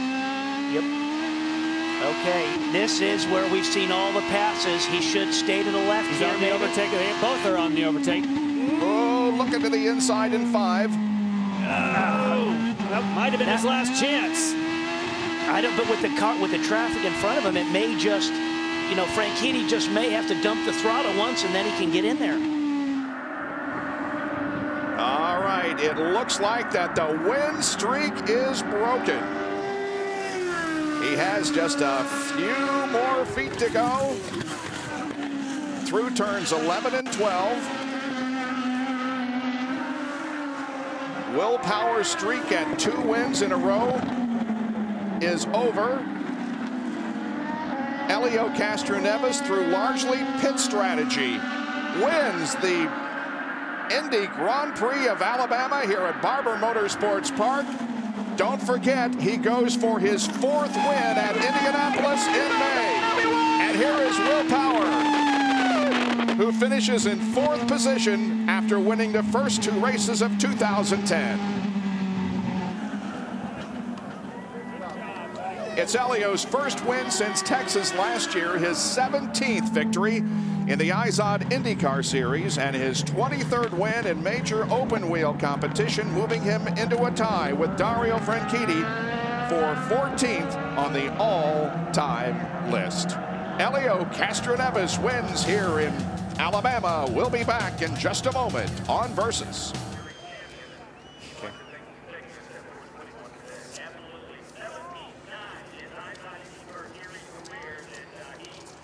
The IndyCar Grand Prix of Alabama, presented by Legacy Credit Union, is history. And the Spider-Man wins. And in winning tradition, he jumped out of the car and went to the fences. As the crowd came from the hillsides down to the fence to congratulate him and salute his victory, Helio Castroneves is back. Here's how it went just a few moments ago as he climbed the fence. What a great feeling to know, coming here uncertain if they could break that streak of willpower, climbing the fence, to the congratulations of the fans. Let's go down to Robbie Floyd, who's with 2nd place. Scott Dixon. Scott Dixon finishing 2nd place. A fuel strategy race, but it almost paid off. You were still trying to be aggressive towards the end. Yeah, it was tough to, kind of monitor what you need to do. You obviously need a pace and you need to save fuel, but I think the officials screwed us at the start. We didn't pass Helio. I passed him on the outside into one. I'd tried to on the inside going into one, got beside him again, back behind and past him, and then they still called me to go back behind Marco. So I don't know where that came from, and I think that was a pretty bad decision. So a good day for Team Target all in all, you know, a second and third. But I think we could have, you know, it was all about track position today, and if we'd been ahead of Elio, I think we could have stayed there. It was much better than St. Pete, and I know you were trying to be aggressive there towards the end, angry with the back markers. You weren't trying to settle with just trying to hit that 3 miles a gallon or whatever. Yeah, you know, that was the hard thing. You got the team, you know, in your ear saying that, you know, you got to save fuel, but all in all, you got to try and push. But got to say hi to my wife Emma and Poppy back in England watching too, and her family and my family back in New Zealand. So thank you. I know you wanted to win, but Target Chip Ganassi car number 9 Scott Dixon takes second place here in Alabama. After an 18th place finish at St. Petersburg, the runner-up today is Scott Dixon. The winner is Elio Castroneves. We'll talk with him when we come back on Versus. We just saluted Scott Dixon as the second place finisher. Not only that, but he wins our Firestone Pit Performer of the afternoon. The crew with a total time of 56.5 seconds. Good work, guys. And now, Izod salutes a winning performance with Izod Victory Lane. Here's Lindy with Elio. And Elio with his 17th career win. You step up out of the car, you say, where's my baby? Where's my baby? Is it any different as a dad? I think so. I think so, because I want her to share this moment with me. And I want it sooner than later. And she's certainly here. Incredible job for everyone. Team Penske did a hell of a job. You know, so far we keep going and working together. Will definitely was the car to beat. But again, this place was about strategy. And we were able to learn a lot from St. Pete and Brazil, and execute this today. So I'm so happy. This is unbelievable. Great for 2010. We're just starting. This is just fantastic. Well done, everyone. RP, guys in the shop, you guys did a hell of a job. Everybody working fantastic. Woohoo! Let's keep going. You probably felt pretty comfortable once Marco had to pit, but once there was the caution, you were going to have to restart. How did you feel then? The biggest challenge was you couldn't. First of all, I did have a car, but you can't pass because the turbulence here was so difficult, and you were just trying. You don't want to make a mistake either. So it was one of those things that, what do I do? What do I do? And I knew that I have to save fuel. I knew if being smart would pay off. Finally, for the first time, drivers normally they don't think. This is the first time I did it. So just want to say hello to Rick Reineman, that is right there in the shop. He's part of this team. Buddy, well done too, man. You're part of this team. Woo! And you go from 6th to 2nd in points. You catching up with your teammate Will now? Oh, man. Well, this is good news. I didn't know that. Still a long way to go. Certainly, I take it, obviously. I take it every chip. We kind of like chip it away. But this group, hell of a job. This guy is incredible. They deserve it. Let's keep working. There's still a lot more to go. And Indy's coming up, reigning champ there. Elio Castroneves, his first win as a dad. Robbie? I'm feeling for Marco Andretti, just like I felt for Kyle Moyer out there while he's watching you go around the track. The yellows just never came out. How much was that killing you while you were at the wheel? Well, I mean, yeah, kind of each time he just went longer than me, and that was the difference in the last stop. So he was able to go, you know, that much more, and we fell a bit short. Would have been close with that last yellow, so a little disappointing. Car-wise, everything looks like it may be coming together. You've been happy all week, and a good finish here nonetheless. Yeah, I mean, we have to be happy. I mean, you know, to put this thing in the top 5 after our disaster on the road courses last year. So, you know, we just keep marching forward. Heading to Long Beach, you have anything to say to Tony? Are you still working, looking forward to next week as well here on Versus? To Tony? No, yeah. I mean, we're working, the 4 of us together to keep trying to improve these race cars. I mean, we're still a little bit, you know, off as far as pace goes. So, you know, here, you know, I was looking a bit stronger than maybe I would have anywhere else, just because it's tough to overtake, you know, so it was easier for me to control the race. But, oh well, on the Long Beach. Tell me about that pass. Walk me through it. That was incredible. Well, I knew I had to do it, you know, before his tire temps came up. You know, I knew all weekend we were stronger than them coming up to speed, so I knew I had to get it done early, so we just kind of went for it. You know, I was on my push to pass. We were able to get off of turn 2 good, and made it happen. Marco Andretti won first, finished 5th here today. And it's his first top 5 since Watkins Glen last year, where he finished in 5th position. The race has been run. Elio Castroneves wins over Scott Dixon, and the final margin of victory, 57/100ths of a second.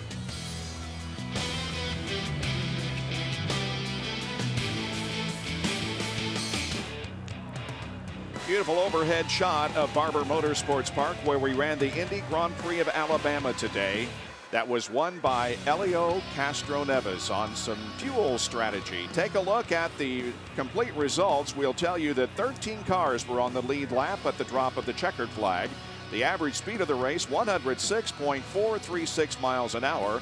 There were only 2 caution periods for 5 laps, and we had 3 leaders, 7 lead changes.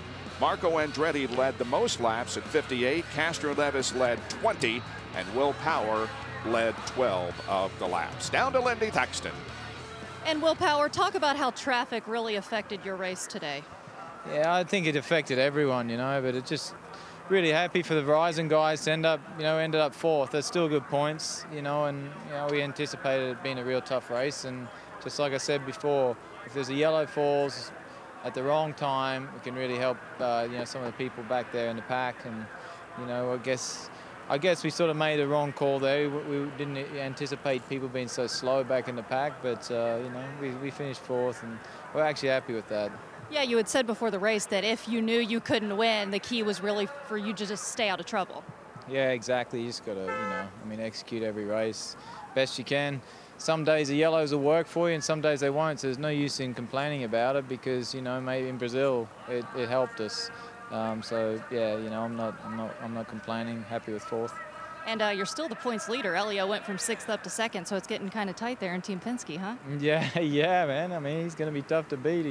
He's learning all my tricks, saving that fuel. But good on him. He did a great job today, and so did Ryan. And it's good to see the Penske cars in the top 6. Thank you, Will Power. Congratulations. Thank you.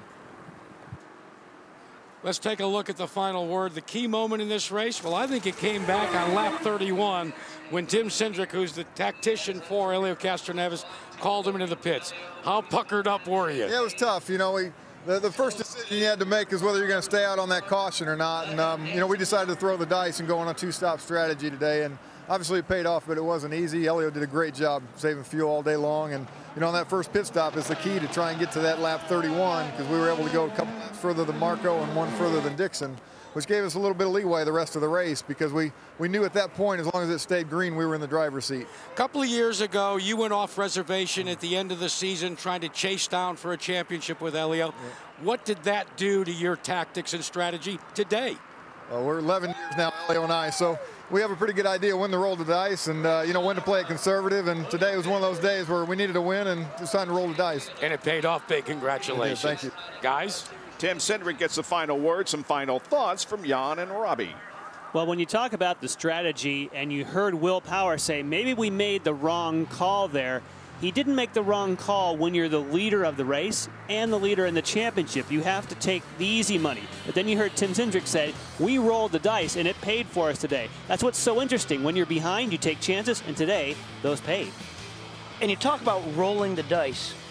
I did not think there was anybody that could even go for a 2-stop strategy. So when the green flag came, I didn't even think that was a scenario that guys were entertaining. So they made it work, but definitely caught me off guard. Whew. It's been really fun coming here for the first time to see the Indy cars run. A beautiful facility, and as you saw, scattered throughout the hillsides and in the grandstands, back on the backstretch, a large crowd on hand. I think the Eyes on IndyCar series has a big future here at Barber Motorsports Park, and certainly the rumors that we had heard about how it was going to be too narrow, there wasn't going to be any passing, it did many times give us some very good racing side by side and a lot of passing. But Helio Castroneves is the man of the day as he gets his first victory of 2010. Will he be able to do it again at the Indianapolis Motor Speedway and win 4? We will be there with extensive coverage throughout the month of May, including qualifying and a 1-hour post-race show following the running of the 500. Cycling action is coming up next, Paris-Roubaix. Join us next Sunday at 3:30 Eastern for the Toyota Grand Prix of Long Beach. Izod, the official apparel sponsor of the Izod IndyCar Series, available at Macy's. For more information on the Izod IndyCar Series, log on to Versus.com. Again, congratulations to our winner, Helio Castroneves. For Jan Beekes, Robbie Buell, Jack Arute, Robbie Floyd, and Lindy Thaxton, I'm Bob Jenkins. See you next weekend.